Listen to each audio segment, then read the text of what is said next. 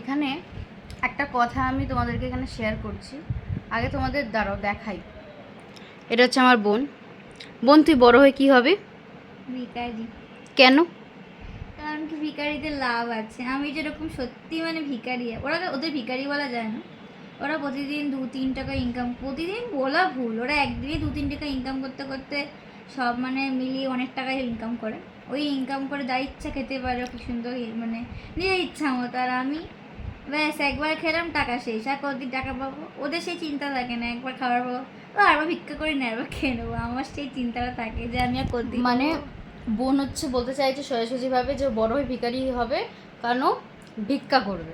ভিক্ষা করে কী হয়, এক একদিনে নাকি 1 টাকা 2 টাকা 5 টাকা রোজ রোজ এগুলো জিনিসগুলো দেয়।